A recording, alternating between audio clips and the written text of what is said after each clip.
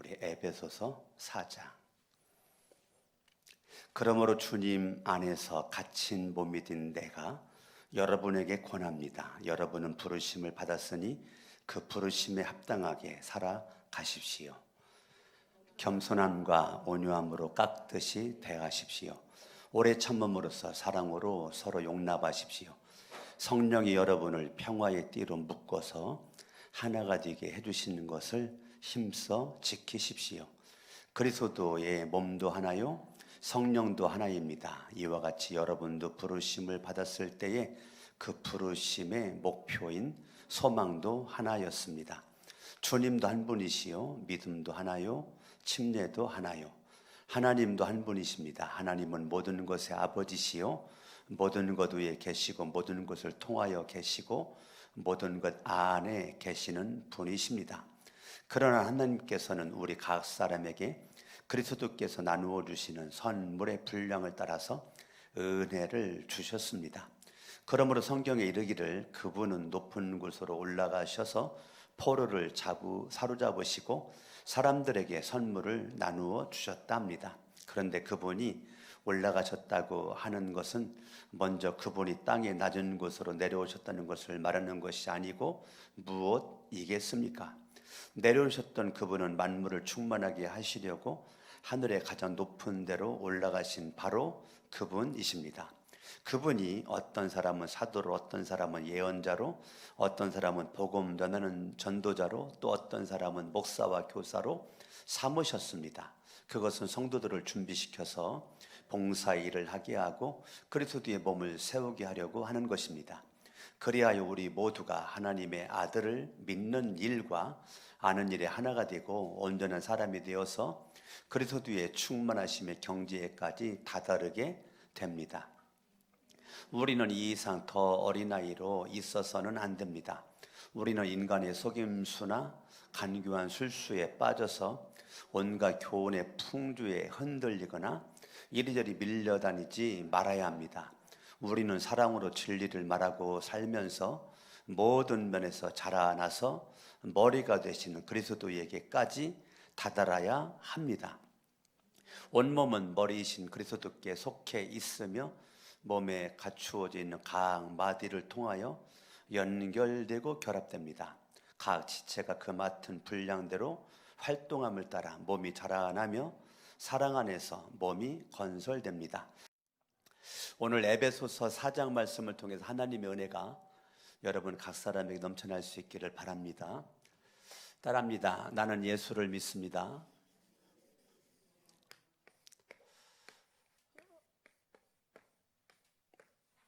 여러분들이 예수님을 무턱대고 믿으면 안 되고요. 예수님을 믿을 때 내가 믿는 그 예수 그리스도가, 내가 믿는 예수 그리스도 그분에게 내 인생의 절대 주권이 있다는 것을 여러분들이 믿는 게 중요합니다. 그냥 믿습니다가 아니라 예수 그리스도 그분이 내 인생의 절대적인 뭐를 갖고 계시다고요? 주권을 갖고 계시다. 이걸 여러분 인정하는 겁니다. 내 인생은 우연히 지금까지 떠돌이처럼 온 것이 아니고 지금까지의 내 인생은 하나님의 절대 주권 속에서 내가 지금 있다. 2021년도 내가 지금 살아서 여기 있는 것, 하나님의 주권 속에서 내가 있다. 이것을 여러분들이 믿는 게 중요합니다. 단지 예수를 믿거나 구원받았습니다. 죄사함 받았습니다. 하나님의 자녀가 되었습니다. 훌륭하죠. 그런데 그런 기본적인 믿음과 함께 여러분들에게는 믿음의 사상이 있어야 되는데 그거는 하나님의 절대 주권 사상이 있어야 됩니다. 하나님의 절대 주권 사상이 없으면 예수를 믿어도요, 이 주권 사상이 없잖아요. 그러면 예수를 믿어도 늘 입술로는 죽어서 천국 간다라고 말하는데 이 땅에서 날마다 지옥의 삶을 살아갑니다. 날마다 환경에 매여요. 환경에 매입니다. 환경에 끌려다녀요. 환경을 붙잡고 시간을 붙잡고 살아야 되는데 환경에 끌려다니고 시간에 끌려다니고 사람에게 끌려다니다가 왠지 열심히 산 것 같은데 피곤하기만 해요, 인생이. 오늘 여러분, 에베소서는 바울이 썼죠. 사도 바울이 썼는데 어디에서 썼느냐면 감옥에서 썼습니다.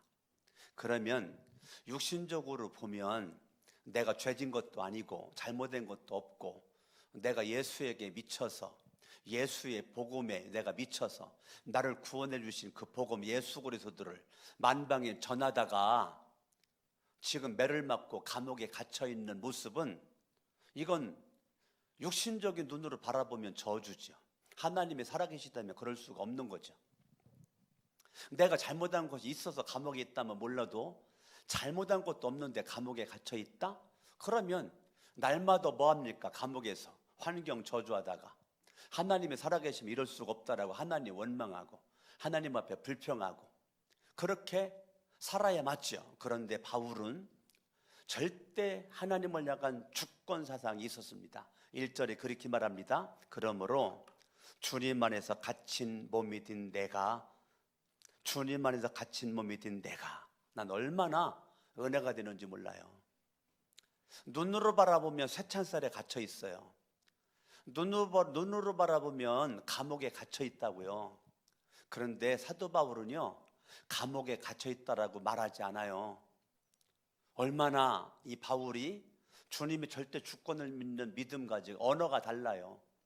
주님의 절대 주권을 믿는 사람은 쓰는 용어가 다릅니다. 뭐라고 그럽니까? 주님 안에서 갇힌 몸. 그러면 감옥에 간 것도 누구 섭리입니까? 재수 없어서 감옥 가는 것이 아니고 지금 감옥에 가는 것도 누구의 손길이 있었다는 겁니까? 주님의 손길이 있었다는 거죠. 이게 믿음입니다. 여러분들이 이 절대 주권적 믿음 없으면요, 날마다 힘들어요, 억울하고요, 짜증나고요, 분통 터지고요, 하나님이 계시다면 그럴 수 없고 하나님은 무능력한 것 같고 나를 버린 것 같고 날마다 그렇다고요. 그런데 바울은 하나님을 향한 절대 주권 사상이 있다 보니까 눈으로 볼 때 쇠창살에 갇혀 있는데 그렇게 말하지 않고 주님 안에서 갇힌 몸을 했습니다. 얼마나 멋있어요. 내가 감옥에 있는 것도 누가 허락했다는 거예요? 주님이 허락했다는 거예요. 여기에 주님이 계시다는 거예요. 감방 오기 전에만 주님이 있었던 것이 아니라 감방 오기 전에도 주님이 계셨고 지금 감방 안에 쇠창살 안에도 지금 바울은 누구 안에 있어요? 주님 안에서 있는 거예요. 저는 1절 보면 너무 가슴이 막 벌렁거려요. 제가 설교 준비하면서 너무 가슴이 벌렁거렸어요. 참 바울 멋있다. 참 바울 멋있다. 제가 나도 이 바울을 좀 본받고 싶다. 설교 준비하면서 얼마나 용어가 멋있냐고요. 내가 쇠창살 안에 갇혀 있어. 이게 아니고 내가 주님 안에서 갇힌 몸. 얼마나 멋있어요. 근데 주님 안에 갇혀 있다는 거야. 쇠창살 안에 갇혀 있다면 모든 시선은 나에게로만 향합니다. 근데 주님의 절대 주권 속에 있는 믿음은요, 나라고 하는 자기 집착에서 너라고 하는 이웃에게 마음이 쏠립니다. 하나님 절대 주권 사상이 없는 사람은 자기중심적 인생을 삽니다. 그러나 하나님을 향한 절대 주권적 인생을 사는 사람은 지금 내 코가 석자죠. 내 코가 석자예요. 그런데 내 코가 석자인데 내 코 석자 생각하지 않아요. 너의 행복을 지금 생각하는 거죠. 그러니까 1절 이렇게 말해요. 그러므로 주님 안에서 갇힌 몸이 된 내가 여러분에게 권합니다. 얼마나 여유가 있냐고요. 사람은요, 위기를 만나면 마음의 여유가 없어집니다. 내 인생의 문제와 사건을 만나면 사람은 자기 외에는 생각할 줄 모릅니다. 내 코가 석자고 금강산도 식후경이라고 그러고 이것저것 전혀 따지지 않고 오직 나에게만 집중을 합니다. 자기중심적 사람은 주님의 절대 주권을 믿는 사람이 아닙니다. 그런데 바울은 감옥에 갇혀 있으면서 주님 안에 있는 바울은요, 에베소 교회를 향한 관심과 사랑으로 여러분에게 권합니다. 여러분은 부르심을 받았으니 그랬습니다. 지금 절대 주권적인 모습은 내 인생의 중심에 누가 있습니까? 하나님이 있습니다. 나라고 하는 존재는 어떤 사람입니까? 하나님이 부르신 사람입니다. 그러니까 나라고 하는 존재는 우연히 어쩌다가 이 땅에 존재하는 것이 아니라 하나님께서 저와 여러분들을 선택해서 구원함으로 부르셨습니다. 여러분은 부르심을 받았습니다. 자, 내가 요구한 게 아닙니다.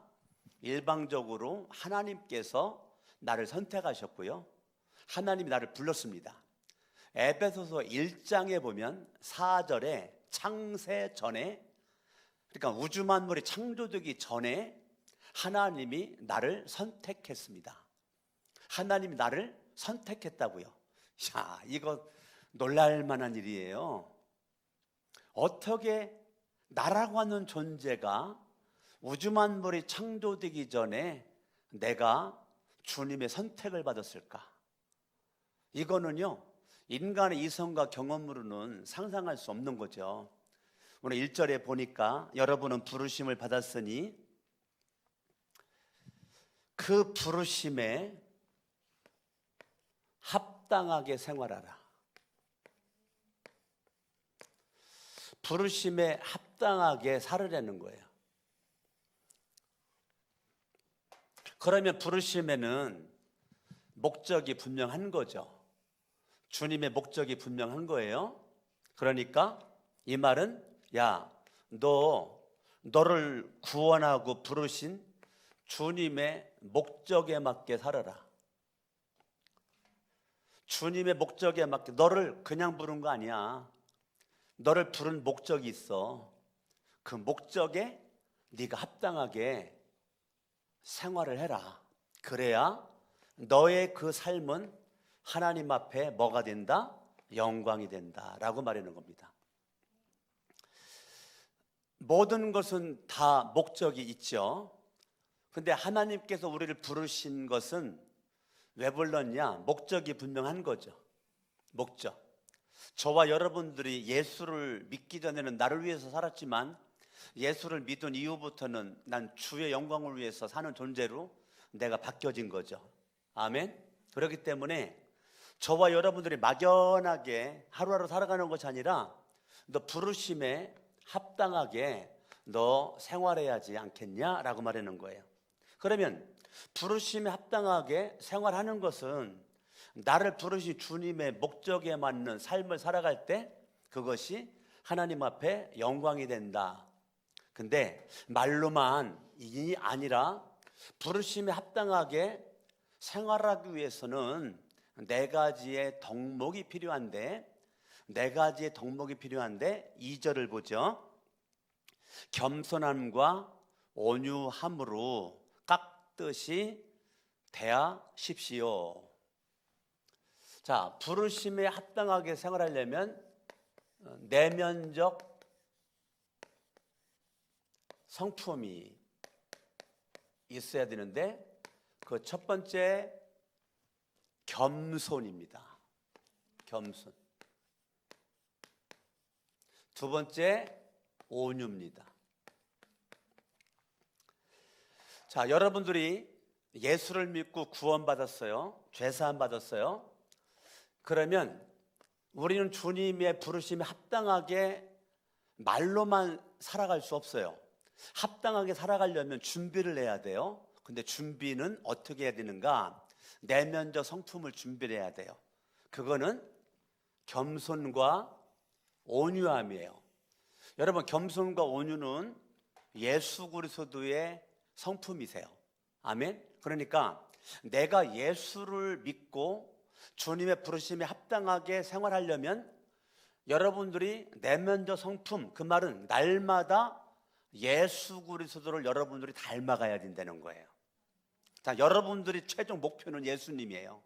강석원 목사나 여러분들은 부르심에 합당하게 생활하기 위한 이 내면적 가장 기본은 뭐냐면 예수님의 성품을 담는 거예요. 그것은 겸손과 온유함이에요. 아멘, 아멘. 자, 예수 그리스도는 절대적으로 자기가 영광을 안 받아요. 예수님은 영광 받을 일이 있을 때 모든 영광을 하나님 앞에 돌립니다. 이게 예수 그리스도가 취한 삶이에요. 자, 여러분도 이 땅 살다가 내가 영광 받을 일이 있을 때 그 모든 영광을 내가 받지 않고 그걸 예수 그리스도에게 돌리는 거예요. 그게 겸손이에요. 자, 겸손의 반대는 교만이에요. 교만은 뭐가 교만이냐? 내가 하나님 자리에 올라앉는 거예요. 여러분이 내재적인 이 성품이 갖추어 있지 않으면 부르심에 합당하게 생활할 수 있는 기반, 기초가 안 돼 있기 때문에 여러분들이 아무리 으쌰으쌰거리고 수십 년 예수를 믿어도 부르심에 합당하게 생활할 수가 없어요. 부르심에 합당하게 생활하려면 여러분들이 믿는 예수 그리스도를 여러분들이 닮고자 애써야 되는데 그건 뭡니까? 겸손입니다. 첫 번째가 겸손입니다. 겸손은 내가 하나님 자리에 앉지 않는 게 겸손이에요. 여러분들 사람 앞에 굽신굽신내고 허리 90도로 속이고 목소리 다정다감하게 그렇게 이게 겸손이 아니고, 겸손은 내가 하나님 자리를 탐내지 않는 것, 그게 겸손이에요. 교회 안에 겸손한 자가 필요한 거예요. 자, 겸손하지 않는 사람은 자기 주장이 강해요. 자기 주장이 강화되는 거는 자기가 하나님의 자리에 앉고 싶다는 거예요. 다른 사람의 의견을 들으려고 하지 않아요. 내 생각이 다 옳아요. 내가 생각하는 방법이 다 옳아요. 너는 틀렸어요. 내가 맞아요. 절대 양보를 안 해요. 무슨 말을 해도 설득을 안 당해요. 왜요? 내가 법이에요. 교만한 거예요. 자기가 하나님 자리에 지금 올라가 앉아 있는 거예요. 절대 그 사람은 부르심에 합당한 생활을 할 수가 없는 겁니다. 사람들이 겸손이 뭔지를 몰라요. 모르니까 자기식으로 살아가는 거예요. 여전히 입술로는 하나님 하는데 내가 하나님이에요. 내가 하나님이에요. 내가. 모든 것은 내가 다 결정해요. 내가. 왜요? 내가 하나님이기 때문에 그래요. 그 사람은 열심은 있는데 로마서 10장의 말씀처럼 하나님의 원수로 열심히 일을 하는 거예요. 열심히 일하는 게 중요하지 않아요. 열심히 일하는데 하나님의 원수로 열심히 일을 해요. 누가 그렇습니까? 교만한 자. 내면적 성품에 겸손함이 없어요. 겸손. 여러분, 창세기 3장에 아담과 하와가 선악과를 따먹었어요. 왜 따먹었습니까? 하나님처럼 되려고. 그게 교만이에요. 그런데 됐습니까? 못 됐어요. 못 되고 에덴 동산을 추방당한 거죠. 그러니까요, 교만은 패망의 선봉이고 겸손은 존귀의 앞잡이에요. 내가 부르심에 합당한 삶을 살아가려면 겸손한 사람이 돼야 되는 거예요. 아멘. 여러분, 두 번째가 온유한 거죠. 온유한 거예요. 온유하다는 거는 통제가 가능한 사람이에요. 온유하지 않은 사람은 하나님의 말씀의 통제를 안 받아요. 그런데 온유한 사람은 하나님의 말씀이 기준이에요. 하나님의 말씀에 의해서 내가 통제를 받아요. 그런데 온유하지 않은 사람은 누구의 통제도 안 받아요. 하나님의 말씀도, 목사가 말하는 것도, 근우가 말하는 것도 통제를 받지를 않아요. 왜? 내가 겸손하지도 않고 온유하지도 않아요. 예수를 믿고 하나님의 자녀가 되었다고 하나 내 속에는 마귀적 성품이 가득한 거예요. 예수님의 성품이 가득해야 부르심에 합당한 삶을 살아가는데 부르심에 합당한 삶에 대한 관심이 없어요. 왜요? 내면적 성품이 완전 박살난 거예요. 내면적 성품이 예수님의 닮음이 없는 거는 내 안에 뭐가 가득 찬 겁니까? 마귀적 성품이 가득한 거예요. 그래서 저와 여러분들이 부르심에 합당한 삶을 살아가려면 내면적 성품이 여러분들에게 가득해야 되는 겁니다. 성경 2절을 보죠. 겸손함과 오래 온유함으로 깎듯이 대하십시오. 자, 그 다음에 오래 참음으로써 사랑으로 서로 용납하십시오. 여러분들이 부르심에 합당하게 생활하려면 이제 두 번째는 대인관계입니다. 대인관계. 대인관계에 있어서 여러분들이 첫 번째가 뭐냐면 오래 참아야 됩니다. 오래 참아야 돼요.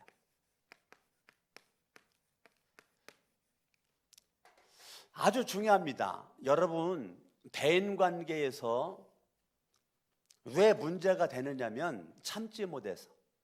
대인관계에서 사람들이요 못 참아요. 기다려주지를 못해요. 여러분, 대인관계에서 가장 중요한 거는요, 주님이 내가 회개할 때까지 참아주었던 것처럼, 주님이 내가 돌아올 때까지 참아줬던 것처럼, 저와 여러분들도 내 주변에 있는 사람들을 좀 오래 참아줄 필요가 있어요. 너무 칼질하지 말고, 내 기준이 안 맞으면 막 난도질을 쳐버려.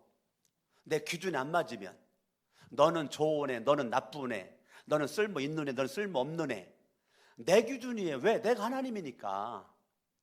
그래가지고는 부르심에 합당한 삶을 살아갈 수가 없단 말입니다. 저와 여러분들 대인관계에서 아주 중요한 건 뭐냐면 오래 참아야 돼요. 오래 참는 거, 이거는 굉장히 중요하다고요. 두 번째는 사랑으로 서로 용납하는 거예요. 두 번째는 용납입니다. 용납. 대인관계에서요, 여러분들이 오래 참아주고 서로 용납을 해야 돼요. 여러분들이 사람과의 관계에서 가장 기본이 뭐냐면 오래 참는 겁니다. 여러분들이 참아요.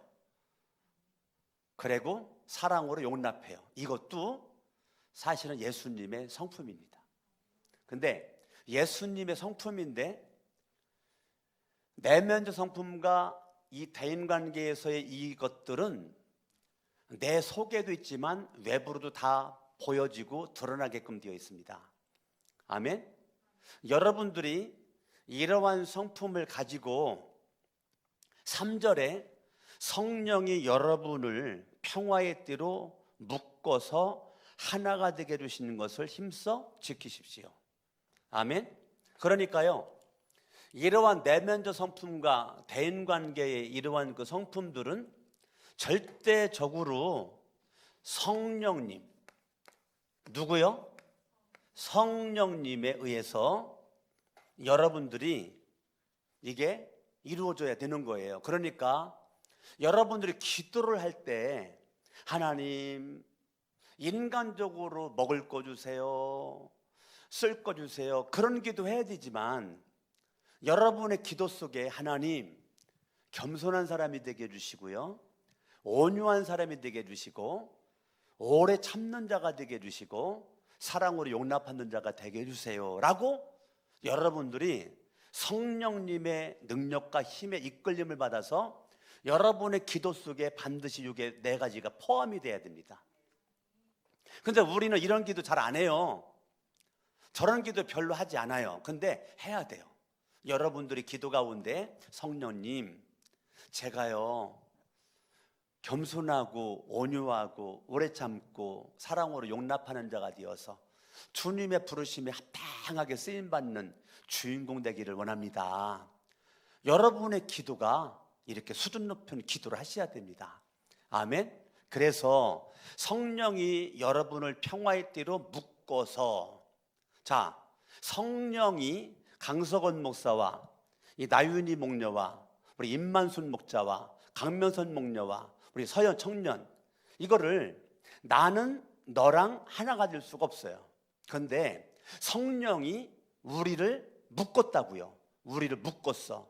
내가 묶으려고 바둥바둥해도 되는 것이 아니라 성령께서 너와 나를, 너와 너를, 우리를 누가 묶었다고요? 성령께서 무슨 띠로 묶었다고요? 무슨 띠로?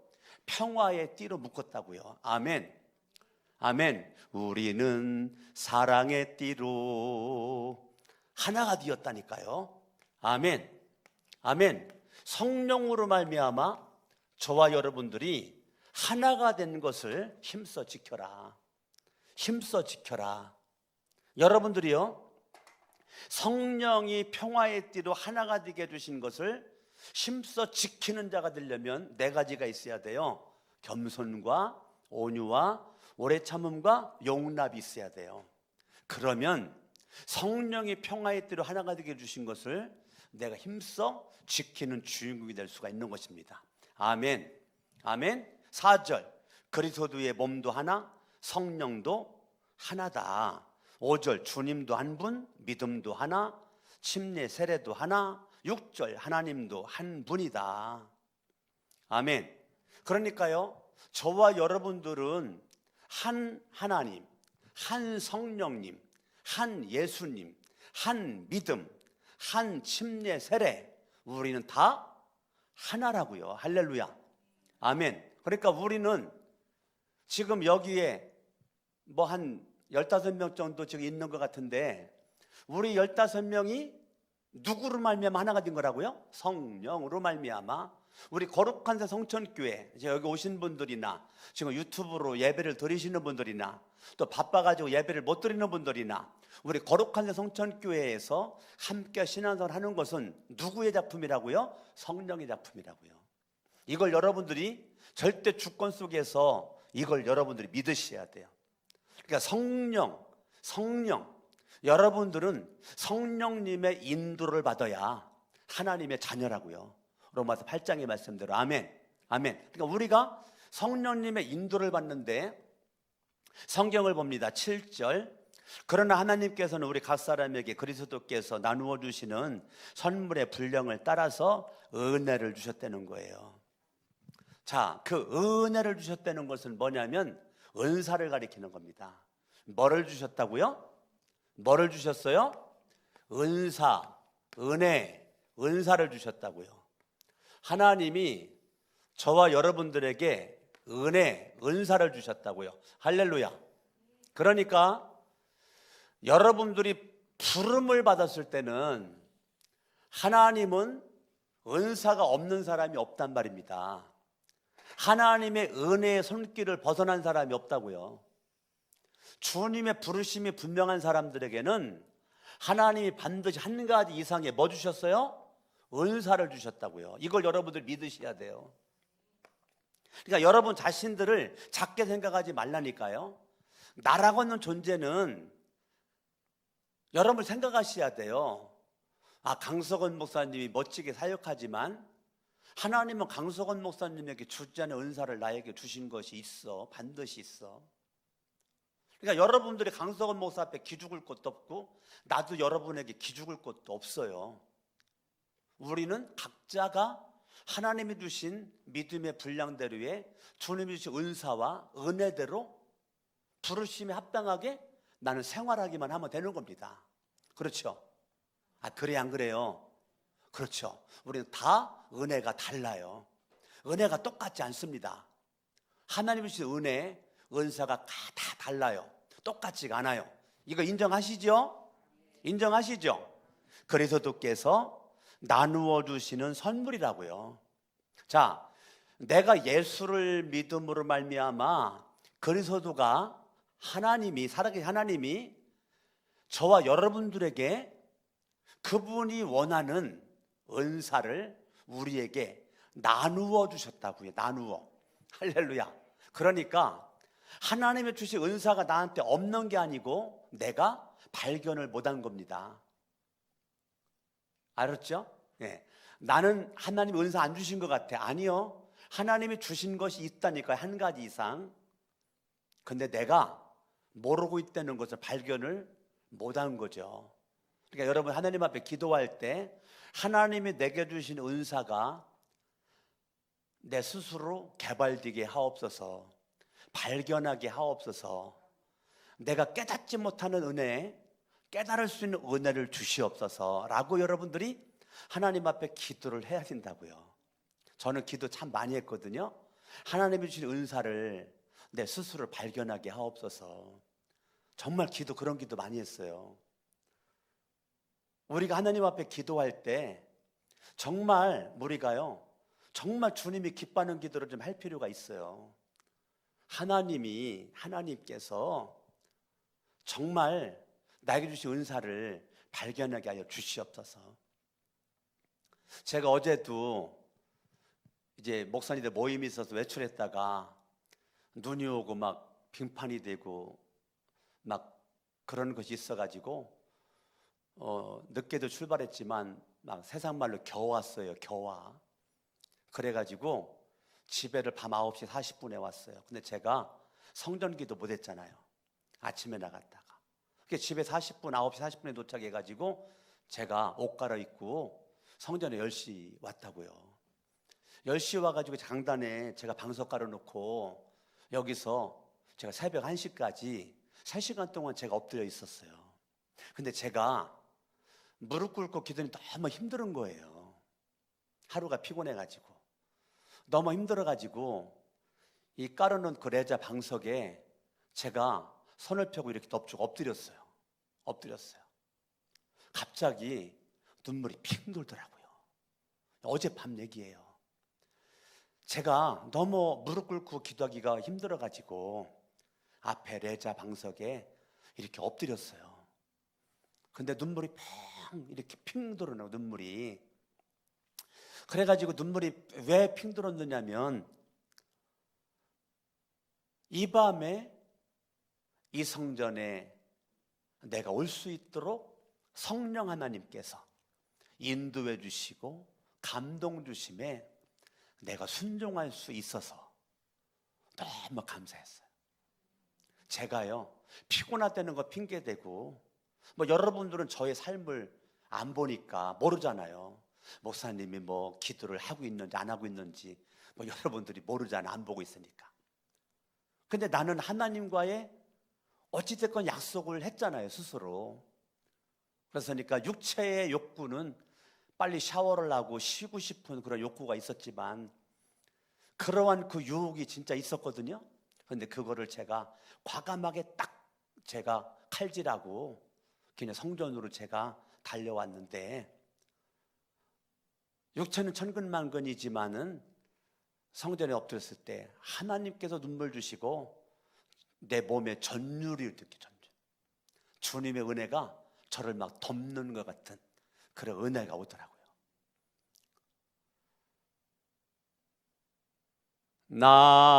나는 연약하오나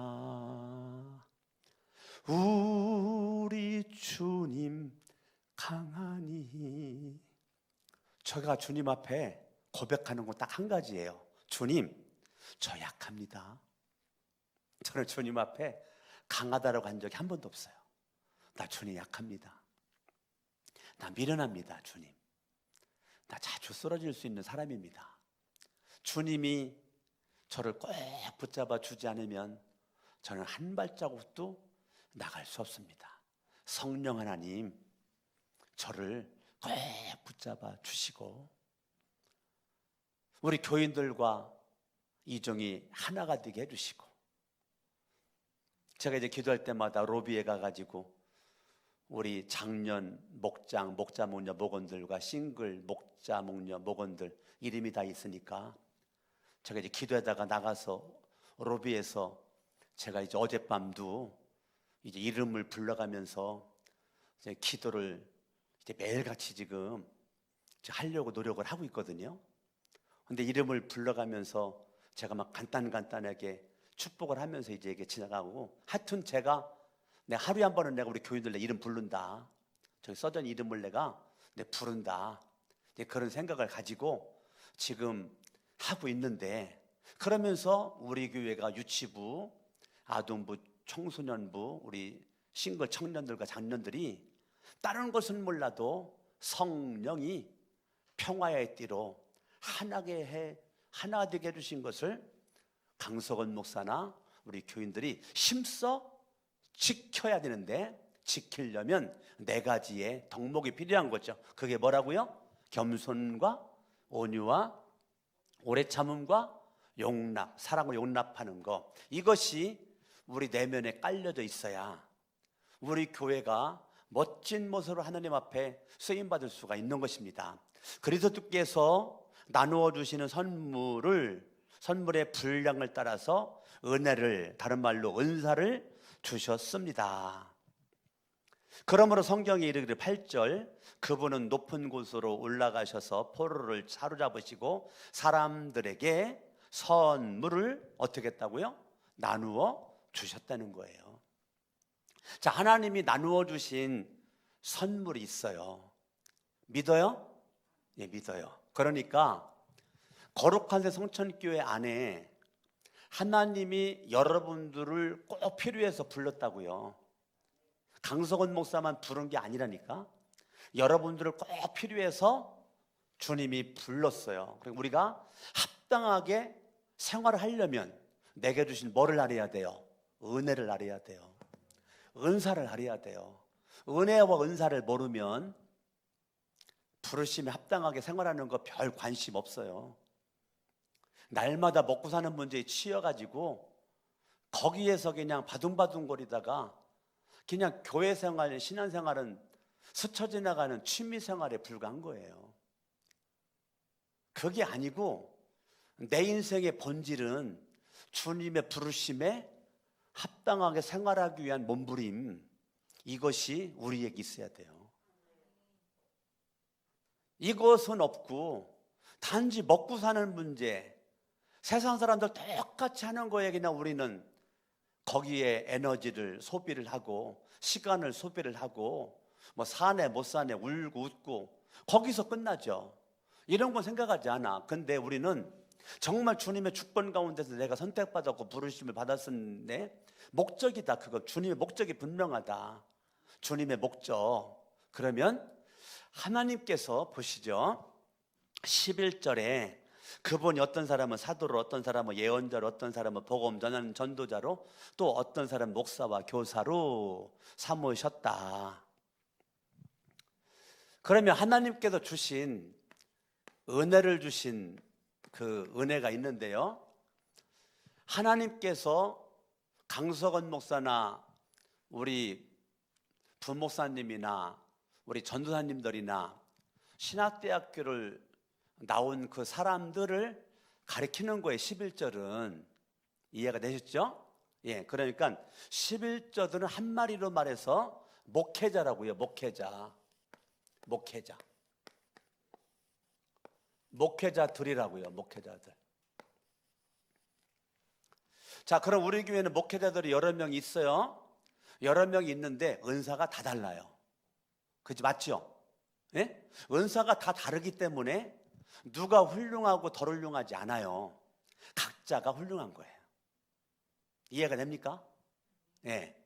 은사가 각자가 다르기 때문에 우리는 서로의 다른 은사를 인정해 주는 거죠.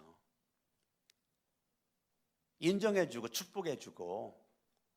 마음속으로 서로 무시하지 않아요. 왜? 주님이 주신 은사는 다르고 주님이 주신 은사는 귀하기 때문에 그래요. 그렇기 때문에 우리 목회자들에게서 가장 중요한 의식이 있어야 되는데, 중요한 의식은 나는 너보다 잘났는데 아니에요. 우리는 동역자예요. 동역자. 하나님이 주신 은사와 은혜가 다 달라요.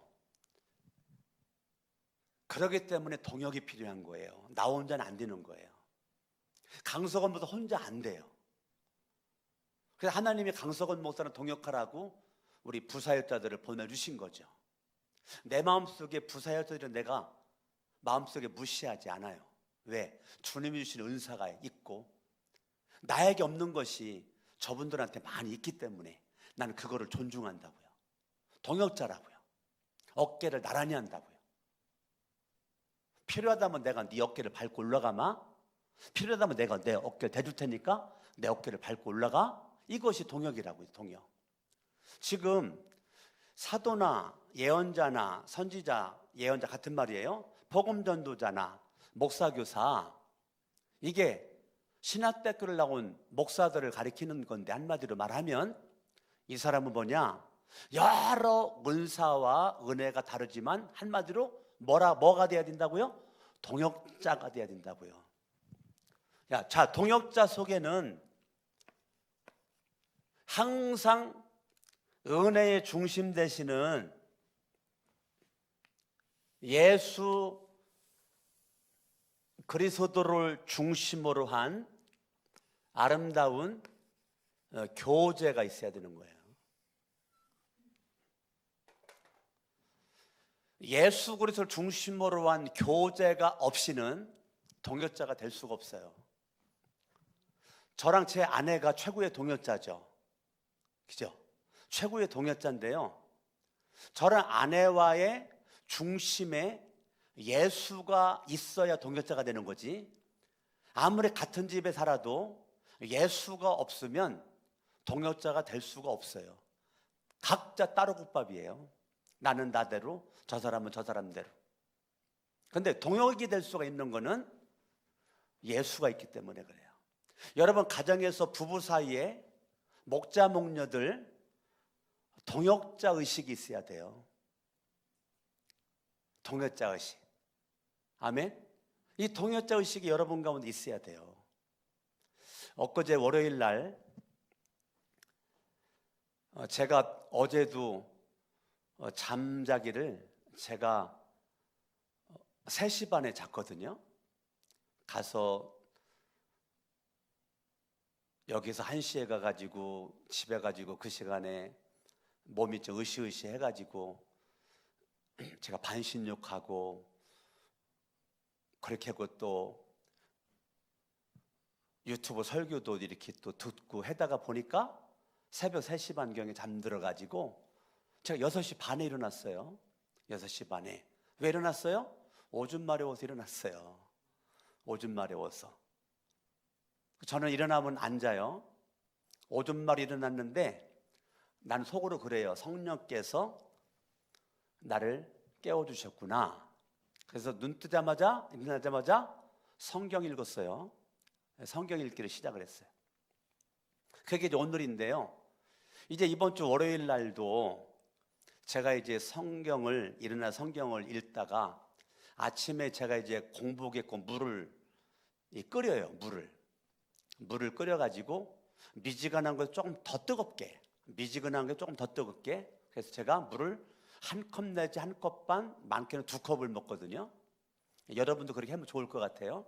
아침에 반드시 미지근하면 약간 더 뜨거운 거를 여러분들이 먹어줌이 여러분의 몸이 아주 건강해지는 건데, 제가 그거를 하고 있는데 이제 물을 끓이는 포트가 거기 있어서 물 붓 끓이는데 아내가 주일날 저녁에 늦게까지 설거지를 하고 나보다 늦게 내가 먼저 잠들었고 했는데 음식물 쓰레기를 이만큼을 준비를 해놨더라고요.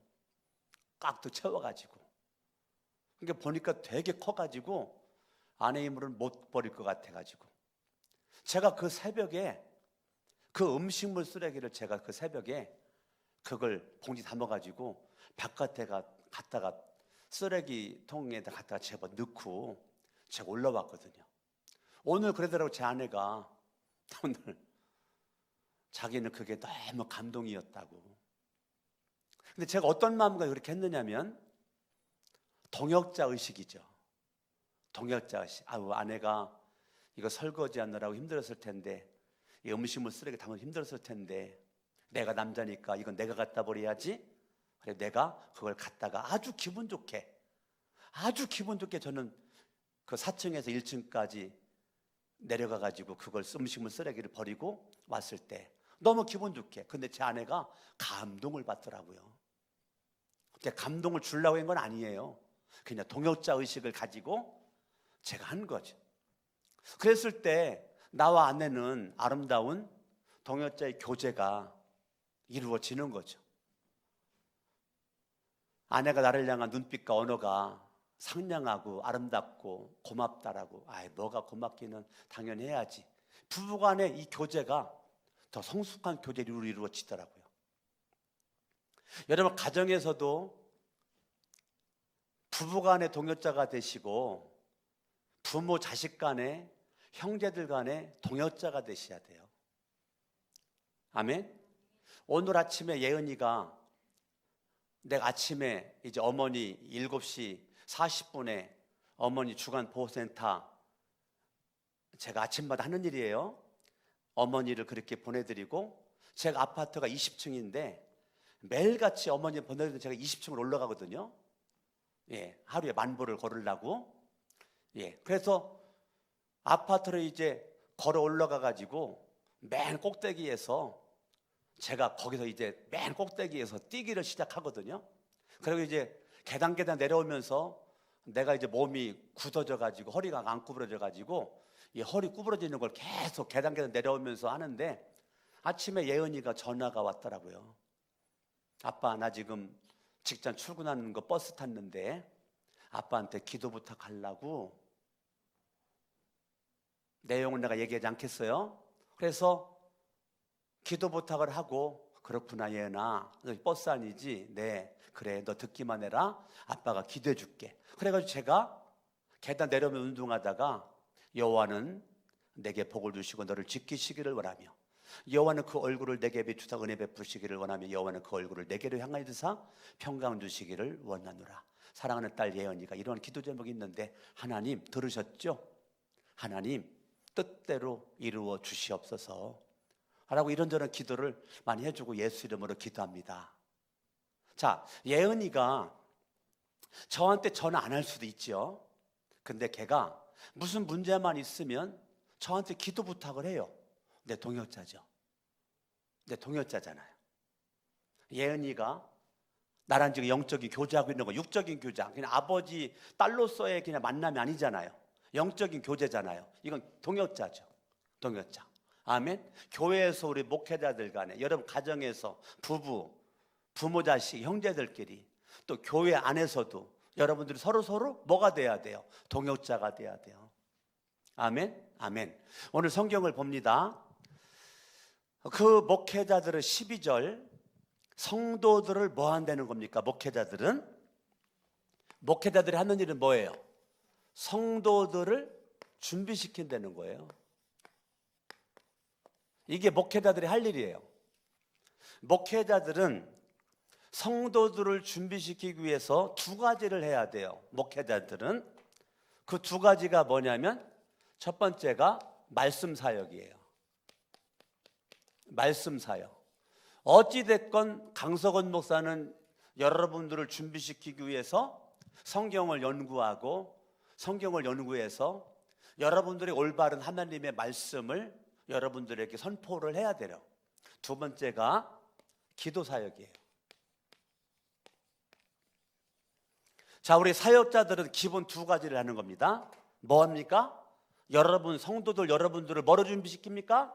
하나님의 말씀 사역. 어찌됐건 저는 최선을 다해서 하나님의 말씀을 연구해서 여러분들에게 전해야 되는 책임이 있는 겁니다. 그리고 여러분 영혼을 위해서 이름 불러가면서 적어도 뭘 해야 돼요? 기도해야 돼요. 기도. 이것이 우리 사역자들, 내가 우리 부사역자들한테도 우리 유치부 사역자에게 유치부 아이들 이름 불러가면서 기도하고, 우리 아동부 사역자들도 아동부 아이들 이름 불러가면서 매일매일 기도하고, 청소년 사역자에게도 매일매일 청소년 아이들 이름 불러가면서 기도해주라. 예. 왜? 우리 사역자들, 우리 목회자들은 두 가지 사역을 통해서 준비시켜요. 말씀 사역을 통해서 여러분들이 사역을 할 수 있는 에너지를, 말씀에 통해 하나님의 뜻을 여러분들을 깨닫게 해주시는 모습으로 주님께 기도를 하는 거죠. 그래서 기도할 때 주님, 말씀 선포할 때 우리 성도님들이 듣고 깨닫게 하옵소서, 이 기도를 빼놓지 않고 한다는 겁니다. 아멘. 제가 이제 성전 기도할 때 여기를 뺑뺑뺑, 내가 이제 1만 보도 거리해야 되니까 1만 번 해야 되니까 무릎 꿇고도 하지만 여기를 뺑뺑 돌면서 내가 기도를 많이 하거든요. 이 돌면서. 근데 그냥 돌지 않고요, 내가 양손으로요 의자를 내가 터치를 합니다. 네, 그냥 돌지 않고 양손으로 의자를 이렇게 터치를 해요, 돌아가면서. 그러면 전체 의자를 내가 다 만지는 거거든요. 터치를 할 때 내가 뭐라고 하느냐면, 주님, 이 의자에 앉는 우리 성도들이 하나님의 말씀을 들을 때 깨닫게 하옵소서. 이 종이 비르는 축복대로 그들이 복을 받게 하옵소서. 이 의지에 앉는 그 순간 성령님의 강력한 가마 역사가 있게 해주시고, 앉는 그 순간 찬송한 곡에 눈물 나게 하시고 하나님 말씀 깨닫게 하옵소서. 그 기도를 하면서 지금 내가 이렇게 터치하면서 도는 거거든요. 근데 그게요, 내가 눈 뜨고 또 1만 보 그것도 있으니까 운동도 하면서 이렇게 걷는데, 그게 저한테 얼마나 은혜가 되고, 그리고 제가 매일같이 하루에 주기도문, 예수님이 알려주신 주기도문을 제가 30번 이상씩 하거든요. 이게 돌을 때 그 기도를 하는 거예요. 주기도문 기도를. 하늘에 계신 우리 아버지의 이름이 거룩히 여김을 받으시며 나라 임하옵시며 뜻이 하늘에서 이루어지는 것 같이 이 땅에서 이루어지이다. 오늘날 우리에게 일용할 양식을 주옵시고 우리가 우리에게 죄지은 자를 사하여 준 것 같이 우리, 이 기도를 하면서 기도를 하는 거죠. 왜? 나는 말씀 사역과 기도 사역을 통해서 성도 여러분들을 준비시키는 겁니다. 아멘. 그래서 하나님이 주신 은사를 따라서 우리는 사역이 분담이 되는데요, 목회자들이 그렇게 간다면, 그러면 두 번째는 성도님들은 어떠냐? 성경을 봅니다. 12절, 성도들을 준비시켜서 봉사의 일을 하게 한다. 자, 성도님들은 뭐 합니까? 성도님들이 하는 것이 있는데 그게 뭐예요? 봉사의 일입니다. 자, 성도들이 뭐 하는 거냐? 봉사일을 합니다. 봉사일입니다. 이게 여러분, 이 봉사라는 것이, 봉사라는 것이 영어로 이걸 하면 미니스터리입니다. 미니스터리. 그러니까 성도님들이 목회를 하는 겁니다. 자, 목회는 신학교를 나온 목회자들이, 목사 전도사가 목회를 하는 것이 아니고, 신학교를 나온 목회자들은 여러분들을 준비시켜서 봉사일을 할 수 있도록, 미니스터리를 할 수 있도록 여러분들이 봉사의 일을 하게 한다. 미니스터리를 하게 한다. 목회를 하게 한다. 목회는 누가 하냐? 신학교 나온 목회자가 하는 것이 아니라 성도들이 하는 거죠. 그동안 한국교회가 목회자, 신학교나 목회자가 다 했어요. 말씀도 사역하고 기도 사역도 하고 미니스터리 목회도 신학교나 사역도 다 했어요. 그런데 하나님이 주신 은사를 성도들이 바보처럼 목회자들에게 빼앗겼어요. 저는 여러분들이 이걸 회복됐으면 좋겠어요. 목회자들에게 빼앗긴 사역을 여러분들이 찾으셔야 돼요. 미니스터리 봉사일, 이거는 웨이터입니다. 웨이터. 여러분들이 서로 영적인 교제 가운데 섬김의 사역입니다. 섬김의 사역. 여러분들이 부르심에 합당하게 생활하는 것에 있어서 여러분 마음속에 내 속에 가정에서도 목회를 하고 계셔야 됩니다. 직장에 가서도 여러분들 목회를 하셔야 돼요. 교회에 와서도 여러분들이 목회를 하셔야 돼요. 그게 웨이터 역할입니다. 여러분들이 앞치마를 두르는 겁니다. 섬김을 하는 겁니다. 예수 그리스도가 무릎 꿇고 수건을 두르고 제자들의 발을 씻겼던 것처럼 여러분들이 서로 동역자 의식을 가지고 봉사의 일을 통해서 주님이 나를 부르신 부름에 합당한 일을 감당하는 것입니다. 아멘. 아멘. 그러면 여러분들이 봉사의 일을 통해서 여러분 최종 목표는 뭐냐? 봉사의 일을 통해서 12절 그리스도의 몸을 세우게 하려는 것이다. 그리스도의 몸은 교회입니다. 교회입니다. 교회. 자, 교회 세움의 선두봉에 목사가 있는 게 아니에요. 거룩한 새 성천교회를 교회를 세우는 거에 여러분들이 있는 거예요.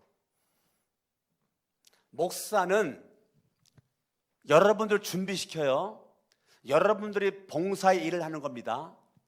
여러분들이 교회를 세우는 거에 그리스도의 몸이 교회잖아요. 그리스도의 몸을 튼튼하게 탄탄하게 세우는 것에 강석은 목사가 있는 게 아니고 여러분들이 있어야 되고 목자가 있고 목녀가 있는 거라고요. 목자 목녀가 왜 있어요? 강석은 뭐 혼자 다 하지. 왜 목자 목녀 세웠어요? 그리스도의 몸을 나 혼자는 못 세우니까, 나는 이 일을 해야 되니까. 자, 은사와 사역이 달라요.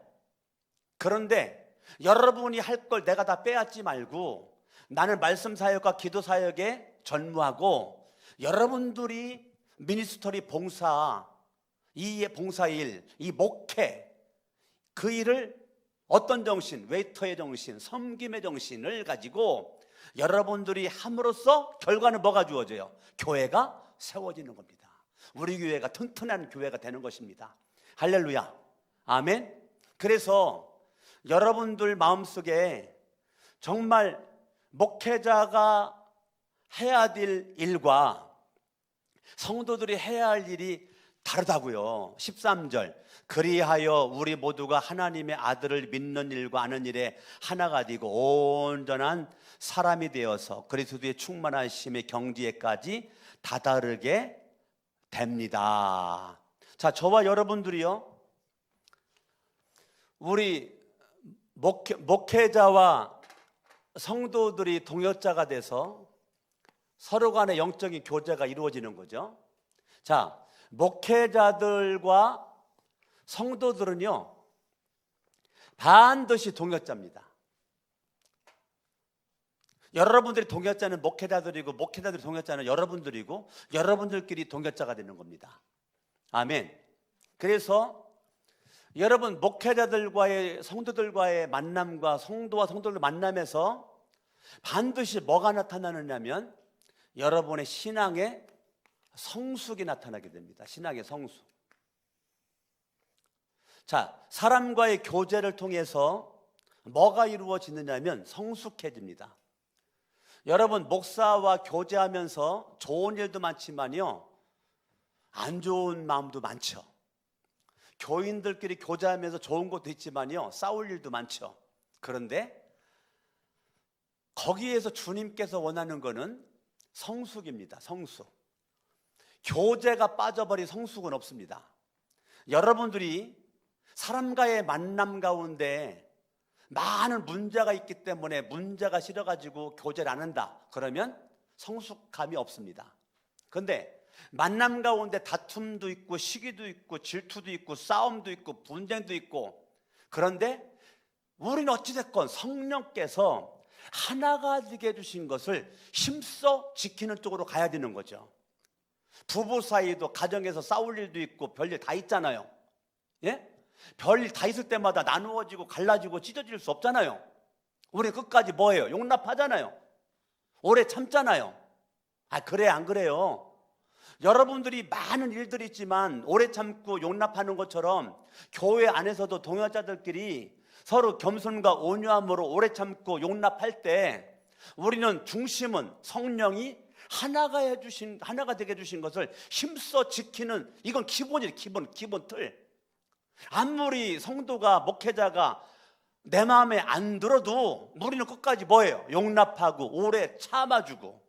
아멘. 저와 여러분들이 끝까지 인내함으로 기다려주고, 끝까지 마음속에 존경심을 가지고 세워주고 인정해주고, 내가 하나님의 자리에 올라가가지고 내 잣대로 그냥 막 칼질하고 난동장이 치지 말고, 여러분들이 그럴 때 성령이 하나가 되게 해줘서 힘써 지키는 모습이 되어서 목회자의 사역과 성도들의 사역이 이게 기계에 맞물리처럼 맞물려져 가지고 우리 교회가 폭발적으로 성숙함으로 나갈 때 하나님의 뜻이 우리 교회를 통해서 이루어지게 되는 것입니다.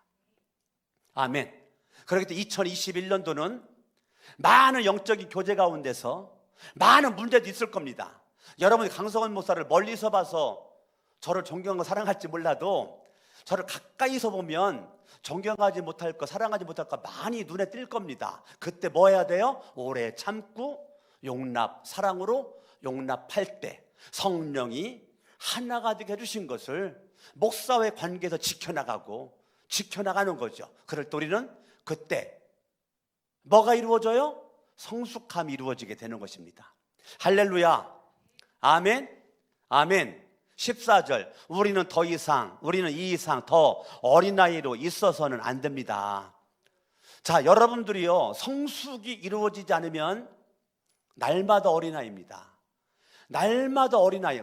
그러면 여러분이 성숙한 사람은 두 가지입니다. 성숙한 사람은 첫 번째는 절대적으로 예수를 닮습니다. 누구 닮는다고요? 누구 닮아요? 예수님을 닮음으로 성숙해집니다. 자, 성숙해지는 사람은 두 번째는 무슨 문제를 만나든지 이 사람은 흔들리지 않습니다. 뭐 하지 않는다고요? 예, 흔들리지 않습니다. 시험 들지 않아요. 그래서 성숙함으로 가게 되는 겁니다. 그러니까 예수 그리스도를 닮고 흔들림이 없이 시험이 없을 때 저와 여러분들은 어린아이 수준을 벗어나는 겁니다. 자, 어린아이라는 것은 예수를 안 닮았다는 겁니다. 누구 안 닮아요? 예수님을 안 닮았어. 어린아이는 바로 시험 들어버리고 바로 흔들려버리고 무너져버리고 그런 겁니다. 자, 사람의 교제 속에서 성숙할 수 있는 기회를 본인이 스스로 다 놓치는 거야. 사람과의 교제에서 인내를 못해, 오래 참지도 못해, 사랑으로 용납하지도 못해. 그냥 무슨 문제만 생기면 바로 흔들려버려, 바로 시험 들어버려. 그러니까 나는 성숙함이 없는 어린아이로 남아 있는 거죠. 근데 성경은 뭐라고 말합니까? 우리는 이 이상 더 어린아이로 있어서는 안 됩니다. 15절, 우리는 사랑으로 진리를 말하고 살면서 모든 면에서 자라나서 머리가 되시는 그리스도에게까지 다다라야 합니다. 이건 뭐예요? 예수님을 닮으려는 거죠. 16절, 온몸은 머리이신 그리스도께 속해 있으며 몸에 갖추어지는 각 마디를 통하여 연결되고 결합됩니다. 각 지체가 그 맡은 분량대로 활동함을 따라 몸이 자라나며 사랑 안에서 몸이 건설됩니다. 아멘. 저와 여러분들이 맡은 바 은사대로의 사명을 잘 감당함으로 말미암아 하나님의 뜻이 우뚝 서고 우리 교회가 우뚝 서서 주님이 맡겨주신 귀한 사명 감당할 수 있기를 예수의 이름으로 축원합니다. 할렐루야. 아멘. 오늘 에베소서 이 말씀이 저와 여러분들에게 놀라운 축복의 말씀이 될 수 있기를 예수의 이름으로 축원합니다.